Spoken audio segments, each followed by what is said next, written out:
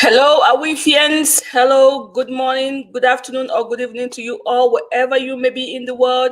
I hope you're well. I hope you're having a fantastic end of the week. Lillian Mother here. I am not alone. I'm never alone. And I hope you are not alone as well, because we are here for you. This is a community for African women to develop themselves, to go live, to create financial freedom for themselves through income streams. And as you all know by now, we have a great program for you all. Hello, Brigitte, how are you?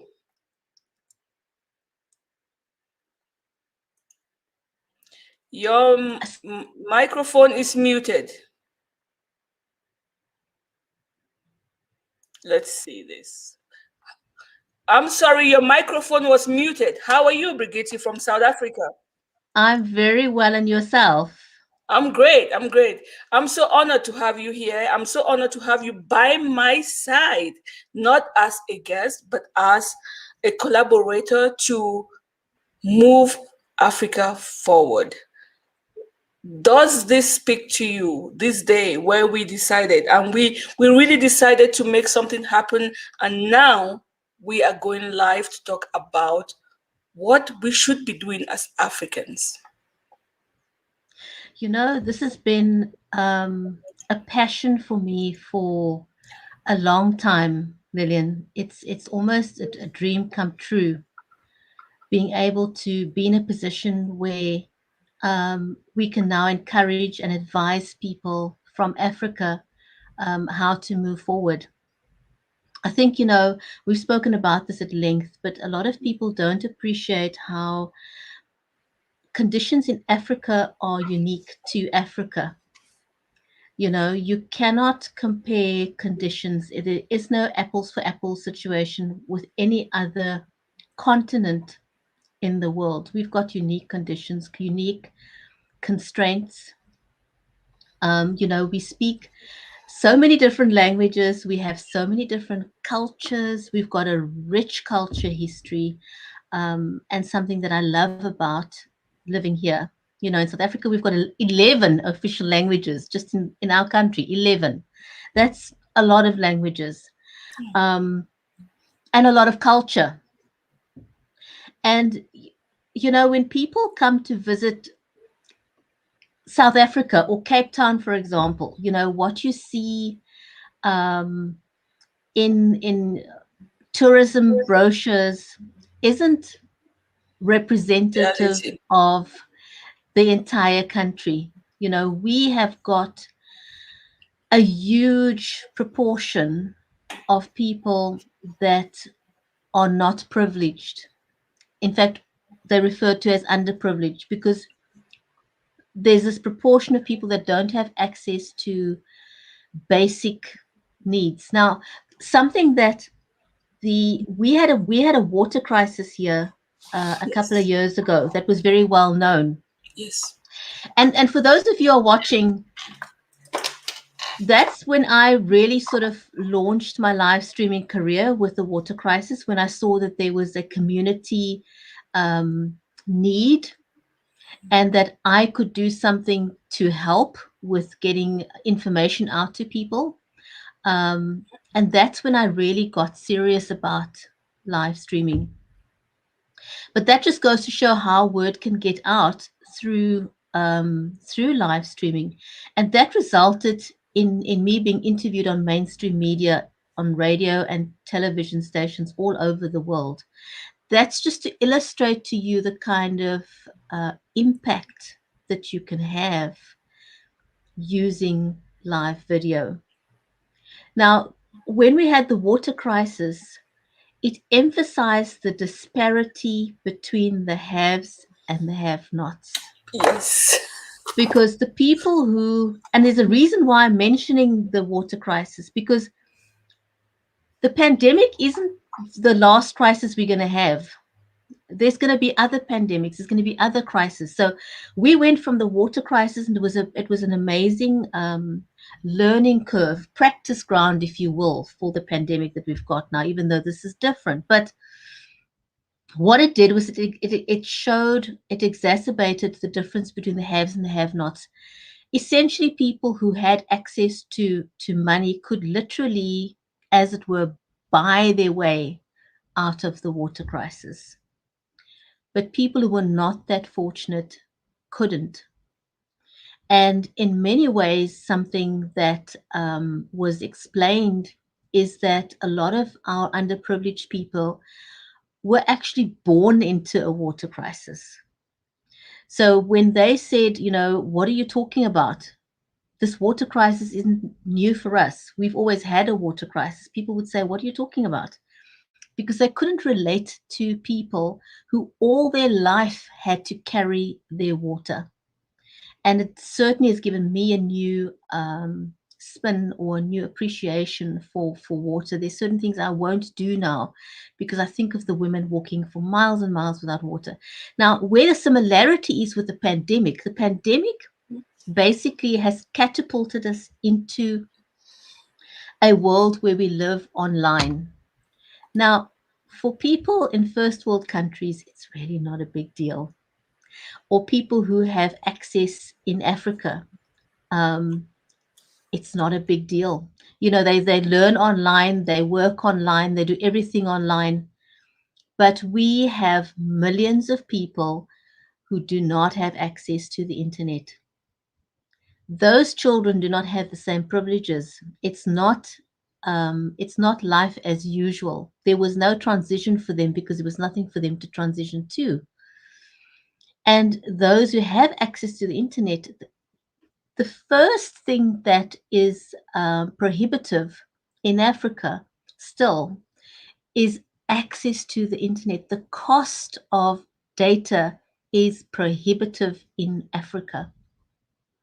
And it doesn't just stop at the cost of data, the cost of the devices that you need to gain access to the internet, those are prohibitively expensive as well. So, not all things are equal.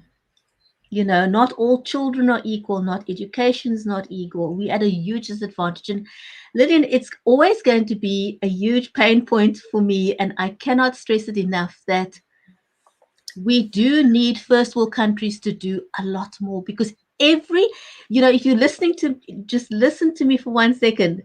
Every single device that you have in your privilege, your cell phone, your hearing aid, anything that has a motherboard in it, the components to manufacture that comes from Africa, and we can't buy those products. I think you can hear how passionate I get about this.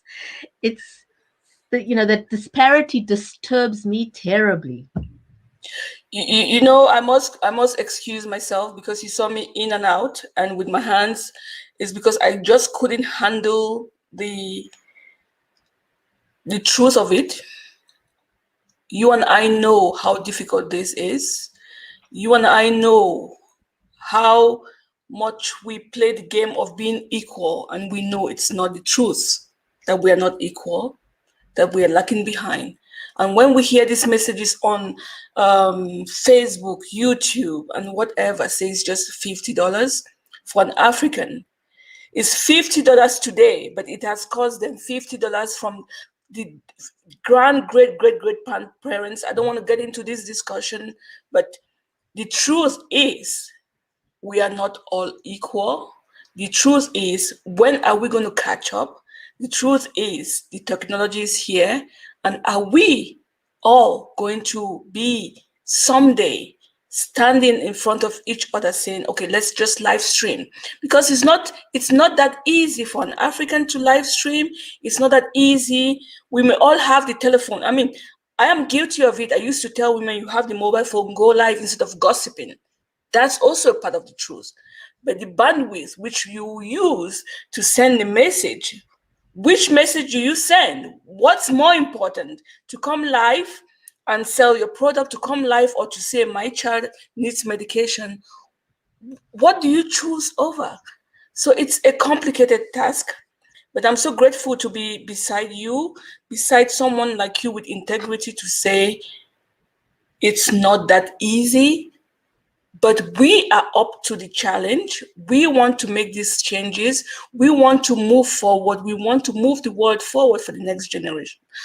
However, we are bleeding in the moment.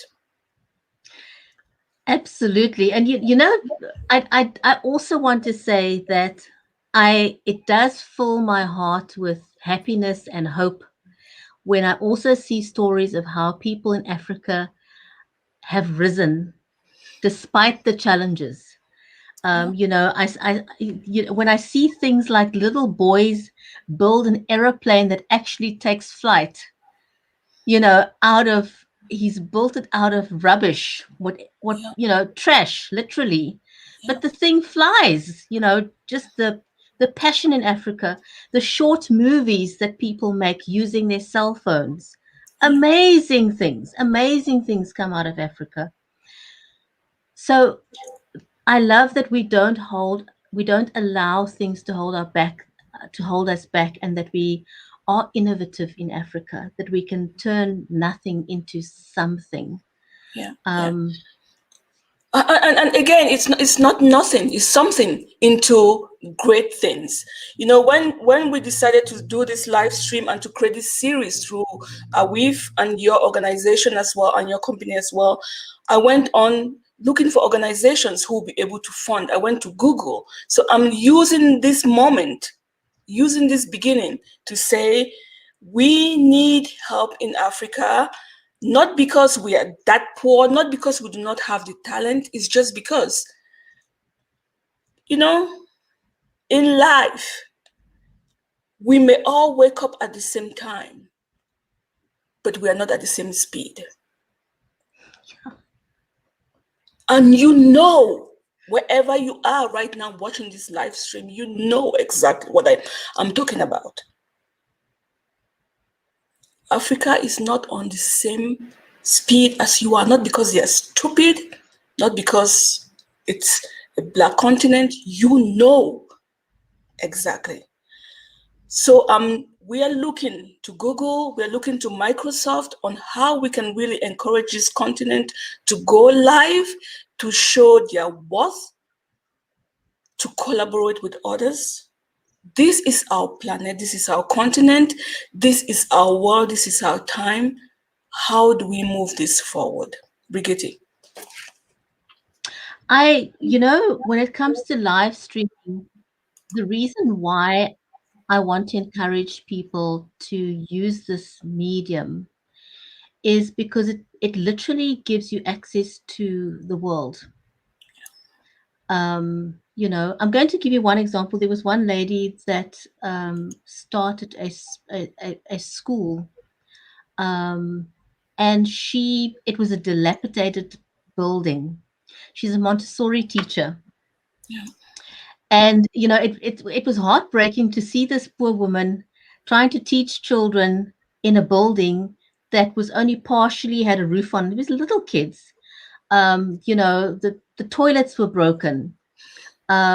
She had an old computer with floppy drives. It was just everything was old, and through the power of live streaming, we found somebody who was able to donate some money. She couldn't get everything she wanted, but at least she could get some data, and she could get a computer to help take these children online um, to help them to grow. And this I've got so many amazing stories in Africa, but we can't we want to share those stories. We want other people to hear about those stories. Now, I want to touch on this for a brief moment, if you don't mind. yes. When a lot of people, when they think of Africa and they think of a place of Nigeria, they think of, getting scammed out of their money, and, it's just bad people, is what people generally think. But, bad people are everywhere, in every corner of the earth. And just because you have a handful of people that don't act in good faith, it doesn't mean the entire country is filled with that badness.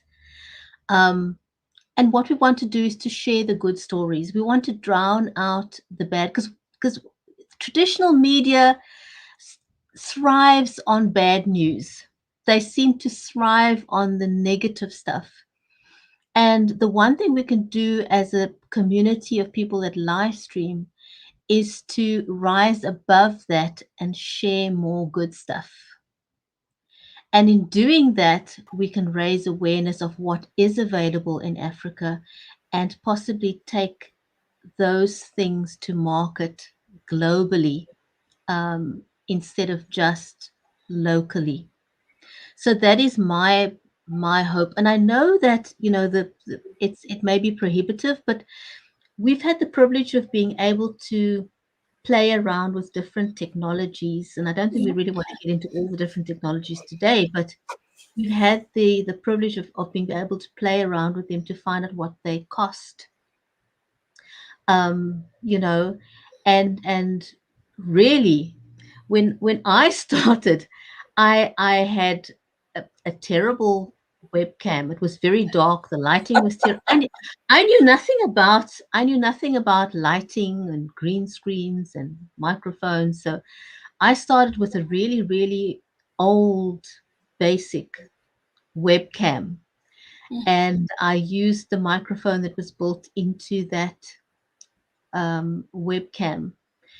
And it's like everything else. You can get, what do they call it? You can get hung up on analysis paralysis if you try and go down the pathway of I need this, I need that. Stick with the basics. Just start with what you have. You really don't have to go and invest money in equipment.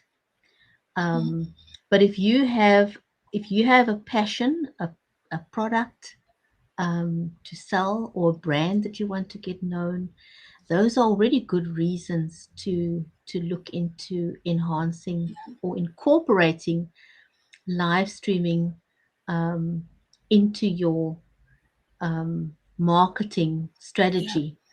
Exactly. And but I think I do want people to understand, though, that I say with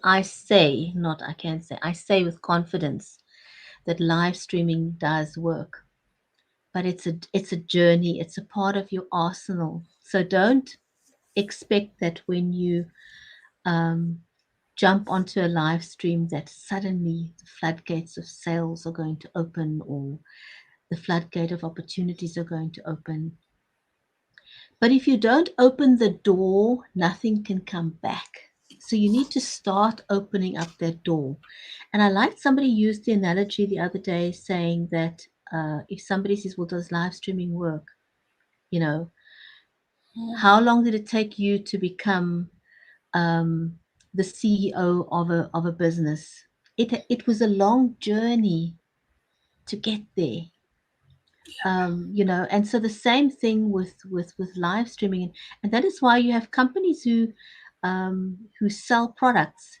You will see advertisements every single day, but and sometimes you may not buy that item. If you need a mouse, for example. I've got a mouse now.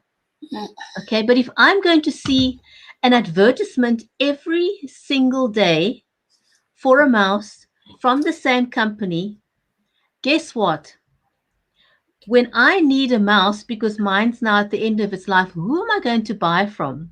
Yeah. Am I not going to go for the one that I've been watching for the last couple of years, months, because the advert is in front of me all the time? And that's what live streaming is about, isn't it? It's putting yourself out there and opening yourself to the opportunities. Exactly. And it takes time. I'm happy you bring up this point, because when we are talking of the African continent, there is a mindset that's pulling us behind. And this mindset is a poverty mindset. We are not here begging for money, please donate, please donate, please donate. We are saying we're here to collaborate. However, we are not on the same footing. The mindset that says you have to keep going until you make it, because until people get to know you and trust you, You have to keep going. And this is what I believe in, that Africa has a chance. Because of its history and its difficulties, there is this resilience that can give us the hope to continue to keep going until we get to that point of making good connections and good business with others, with the entire world. Now, the question is, are we ready? How do we start? What do we need? And that's what you've already answered in your previous comment. Start with what you have, because almost everybody in Africa today has a mobile phone. You and I started 7 years ago with Logitech normal camera. I'm now using a Brio now. It arrived 2 weeks ago. This is $200 with somebody with a live consistency who has been live streaming for 7 years. So for God's sake, it doesn't have to be this brilliant. You don't need to have these flowers behind it was my birthday. They gave it to me. I buy myself flowers when I can, almost every week. Fine. You don't have to. You have green pastures in Africa. If I show you now my surroundings is snow, I could also use that. So let's not get caught up in these beautiful scenarios we see when we look on YouTube, that they have beautiful flowers, they have clean homes. Most of those homes are hotels. And we're talking of live streaming, the reality of life. We want to show the world what we are really going through. We want to show the world our organic food. We want to show the world our green pastures.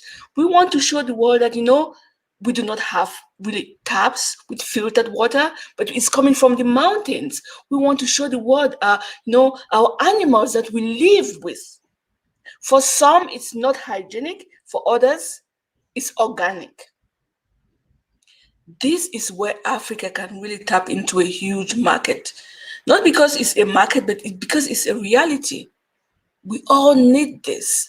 We all need to go through this phase of who we are, where we came from, and where we are heading to. You don't need all this technology. There is Stephen Haven, who is also talking about Ninja Go, OBS Ninja Go. It's a freeware. You don't have to spend money like we are spending right now. What the world needs to really know is, what is Africa up to? Where are they right now as we speak? And where are they heading to? Brigitte, in South Africa is on top of the game in Africa. Yet we know that there are some difficulties. When you step out of the big cities, there are some difficulties. Yet there is a lot that the world can learn from this continent. So how can we bring forth the wealth of this continent? And that's where live streaming comes to play. Being able to showcase what it is that you can do. I saw something the other day, and I thought this was really heartwarming. I don't know if you've ever heard of a series called Top Billing. So Top Billing was a series that ran on television here for a really long time, and it showcased homes that, dream homes of the ultra wealthy. Okay. And so that was kind of like the average person couldn't relate to those homes. Those were sort of the super rich. And I stumbled across something that I thought was, wow. It's a series that started just, I think, maybe a month or 2 months ago, and they call it middle billing, and they're showcasing suburban homes. And I thought, wow, I really like that, because now they're showing, homes that most people can relate to. Yeah. And celebrating, the wins that those people have made. So why not celebrate different ways of living? You don't have to have the latest and the greatest to become a part of this economy of live streaming. You don't need to have the Rolls Royce of equipment. It's not a um, it's not something that you need to enter. Just use what you've got, and if you can only use your phone, I've seen people do live sales on their phone, Yes, yes, just their mobile phone. In yes. fact, there are some people that do very professional looking live streams simply on their phone. But the thing that I feel stops people from getting started, and maybe we can cover this in the in our next conversation, Yep. and that is the paralysis that you feel from appearing in front of the camera. Yep. I remember what it felt like for me. There's a word for it. They call it imposter syndromes. Like, Yes. Yes. I'm not good enough for this. I can't do this. I don't have a camera face. It's like, what's the camera face? But do you remember one of my comments when we had this conversation in the marathon? What I said? I said I was scared to go on live on because of my accent. You remember what I said? You remember? You know? I remember that. And you know what? We're all going to have a thing about us that we don't like. And the funny thing is, only we feel that way. Because when other people look at us, they don't look at us with the same critical eye that we see ourselves. And you talk about your accent. It took me a really long time to get comfortable with the sound of my voice. Because when we speak, Yes. we are Yes. not used to listening to the way we sound because other people hear us. We don't need to hear ourselves, right? But when you live stream, you are forced to listen to your own voice. And I remember when I started, I thought, oh my gosh, oh no, I sound terrible to me. But it's because I don't hear myself the way other people hear me. And so it took me a really long time to simply get used to the sound of my voice. But that's just one of the little nuances that you have to overcome in this sort of imposter syndrome that overwhelms us and stops us from going onto camera. And if you think it's only a problem you have, you will be Surprised. surprised. You will be surprised. There are so many professional people out there, even people who come from mainstream media are Yeah. uncomfortable with live streaming because they're not used to the what The is the word teleprompter effect. the realism Reality. Yeah. Yeah. Yeah. of Yeah. real life, because in mainstream media everything's done perfectly. You've got all the lights in the right places. You've got the cameraman, you've got the director, and they make sure everything's perfect. But it's the imperfection of live streaming um, that is actually what attracts people. Do you remember that I forgot his name? Do you remember that gentleman who was on the news and then his children slipped in from Yes. behind Yes. I him? remember. I love that clip to bits. I love it to bits. It's like Yes. So you just literally have to learn to embrace whatever is happening. We're not striving for perfection. perfection. Yeah. Yeah. But We are but we are it's we are perfectly imperfect. do you know how I got over my situation of live streaming? I've had natural birth and cesarean birth, and I said to myself, "Okay, Lillian, you're afraid of your accent. People won't understand you. Do you really think the moment you were giving birth naturally, you cared if that lady was African, European, or you really care?" You didn't Because care. when I told myself that story, I just plug on the camera and I say, "Okay, go do your thing." And that was the end of story. You've got this. And I So said, shall we talk about that? Shall we dive into that in our next in our next conversation? I think we should, because it's a huge problem. Even though we find it's not excuses, but we find ways of going around it, because we are all different, and we are all we all have how do I say, importance in this world. We all bring something to the table, and someone out there is just waiting to see someone like you.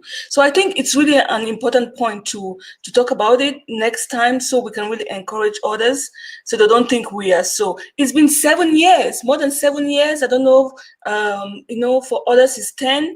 It's been years being able to stand, and each time it's not that comfortable as others think that it is. So it's a roller coaster, it's work in progress, and yes, we should talk about it, especially for women.